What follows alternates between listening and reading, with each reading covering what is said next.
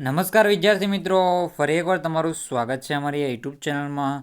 તો મિત્રો, આજે આપણે વિડીયોમાં ગુજરાત માધ્યમિક અને ઉચ્ચતર માધ્યમિક શિક્ષણ બોર્ડ ગાંધીનગર દ્વારા જે ગુજરાત માધ્યમિક અને ઉચ્ચતર શિક્ષણ બોર્ડ ગાંધીનગર છે તેના દ્વારા જે આપણું એકમ કસોટીનું ગણિતનું પેપરનું આયોજન થયેલું છે ધોરણ 10નું, તેનું સોલ્યુશન આપણે આ વિડીયોમાં જોવાના છીએ. પ્રશ્ન બેંક 3 છે. તારીખ છે આપણી 26/9/2024ના રોજ. તો સાહિત્ય તમારે પૂરેપૂરું પેપર સોલ્યુશન જોવાનું રહેશે અને બધા ક્વેશ્ચનના સોલ્યુશન કરી લેવાનું રહેશે. આમાં સમાવિષ્ટ પ્રકરણમાં દ્વિસલ સુરેખ સમીકરણ અને સમાંતર શ્રેણીનો સમાવેશ થાય છે.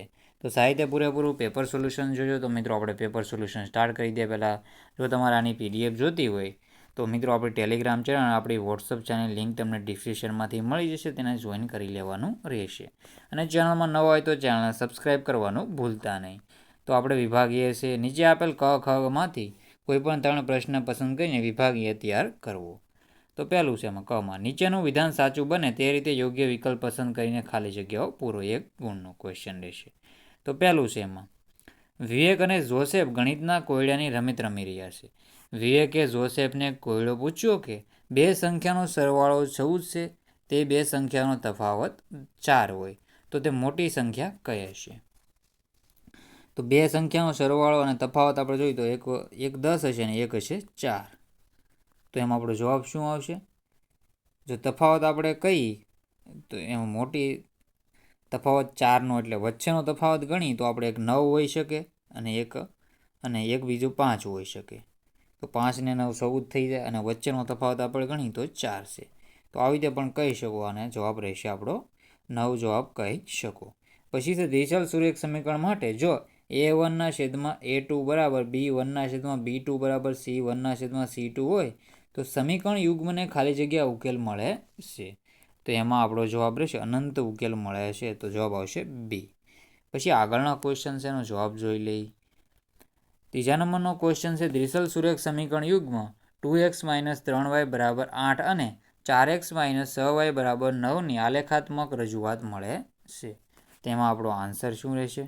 તો ત્રીજા નંબરમાં આપણો આન્સર રહેશે મિત્રો આ 3નું છે. આનો જવાબ આવશે અહીંયા. આ ઓપ્શન મિત્રો બીજાના છે, અહીંથી તમે કરજો, અહીંથી. એમાં જવાબ આવશે સમાંતર રેખાઓ. શું જવાબ આવશે? સમાંતર રેખાઓ. એમાં આપણો જવાબ આવશે સમાંતર રેખાઓ છે, એમાં આપણો આ જવાબ રહેશે. આગળના ક્વેશ્ચન છે ચોથા નંબરનો ક્વેશ્ચન છે. ચોથા નંબરનો ક્વેશ્ચન જે સમીકરણ યુગ્મનો ઉકેલ x બરાબર 2 અને y બરાબર -3 હોય તો તેવા સમીકરણ યુગ્મ કહે છે. તો મિત્રો એવા સમીકરણને કહેવામાં આવે છે, આ સમીકરણનો જવાબ આ રહેશે મિત્રો 2x + 5y બરાબર -11 અને 4x + 10y બરાબર -22 એનો જવાબ રહેશે. તો સાહેબ તમારે આવી રીતે સોલ્યુશન કરી લેવાનું રહેશે. તો મિત્રો આપણે આગળના ક્વેશ્ચનના સોલ્યુશન કરાવી દઈએ. એનો જવાબ રહેશે આમાં. પછી છે 5મા નંબરનો ક્વેશ્ચન છે. તો 5મા નંબરનો ક્વેશ્ચન છે પિતાની ઉંમર તેના પુત્રીની ઉંમર કરતાં 6 ગણી છે. 4 વર્ષ પછી તેના પિતાની ઉંમર તેના પુત્રની ઉંમર કરતાં પુત્રની તો 4 ગણી થશે. તો પુત્ર અને પિતાની હાલની ઉંમર અનુક્રમે કઈ હશે? તો 6 અને 37 એની હાલની ઉંમર હશે. કેવી રીતે? જો 6 ગણી છે અત્યારે, તો હાલમાં 6 હશે, 6 × 6 કરશો તો 37. 4 વર્ષ પછી આની 10 થશે. 4 વર્ષ પછી પપ્પાની આમાં 10 40 થશે. તો 4 ગણી થઈ ગઈ. તો જવાબ આવશે સી. પછી આગળના ક્વેશ્ચન છે. પછી છે નીચેનું વિધાન સાચું બને તે રીતે યોગ્ય વિકલ્પ પસંદ કરીને ખાલી જગ્યાઓ પૂરો. તો પહેલું છે સુરેખ સમીકરણ યુગમાં 3x + 2ky બરાબર 2 અને 2x + 5y + 1 બરાબર 0 ને ઉકેલ ન મળે તો એમાં આપણો જવાબ રહેશે.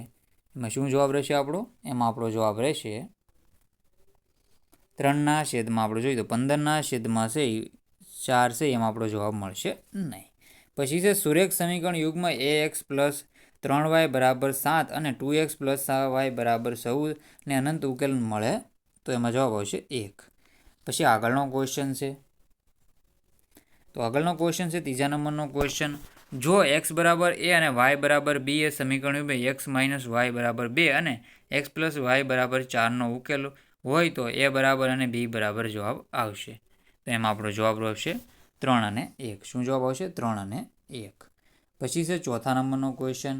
તો ચોથા નંબરનો ક્વેશ્ચનનો આન્સર સાહિત્ય આપણે જોઈ લઈએ. તો એમાં આપણો જવાબ શું આવશે? તેમાં મિત્રો આપણો જવાબ રહેશે 2 જવાબ રહેશે. કેટલો? 2 જવાબ આવશે. તો અહીંયા આવશે 2.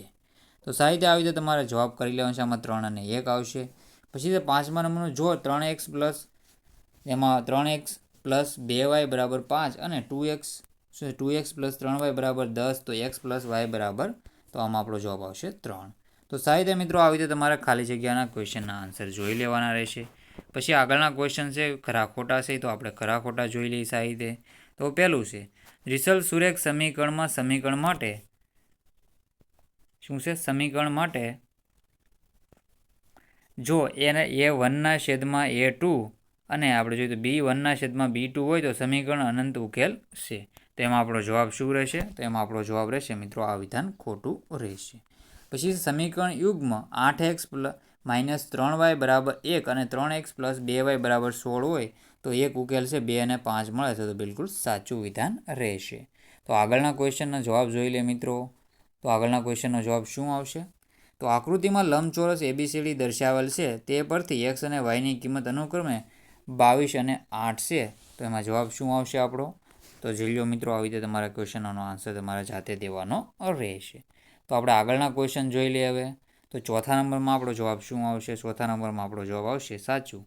શું આવશે? સાચું રહેશે. આમાં આપણો જવાબ રહેશે સાચું. અને 6થા નંબરમાં આપણો જવાબ હશે આ વિધાન ખોટું રહેશે. તો આગળના ક્વેશ્ચન આપણે બાકીના છે હવે એનું સોલ્યુશન જોઈ લઈએ. તો આ ક્વેશ્ચનના સોલ્યુશન મિત્રો તમારે જાતે કરી લેવાના રહેશે. સાહિત્ય મિત્રો કરી લેજો. બધા ક્વેશ્ચન સાહિત્ય જોઈ લેજો. આના પણ સાહિત્ય મિત્રો તમારે જોઈ લેવાના રહેશે. જો આવી રીતે છે મિત્રો આપેલા એ તમે સાહિત્યના જવાબ જોઈ લેજો. બાકી આપણે જે વિકલ્પોવાળા ક્વેશ્ચન છે હું તમને એ કરાવી દઉં છું. તો મિત્રો આપણે આ ક્વેશ્ચનના આન્સર જોઈ લઈએ સાહિત્ય મિત્રો. તો આના જવાબ આવશે વિધાન એમાં આપણો જવાબ આવશે બી અને એ બંને સાચા. પછી સમાંતર શ્રેણી છે તો સમાંતર શ્રેણી આવશે -3 -1ના છેદમાં 2 2 અને 11 પદ છે 22 થશે. એનો જવાબ આવશે 22. પછી આપણે આગળના ક્વેશ્ચન છે એના જવાબ જોઈ લઈએ.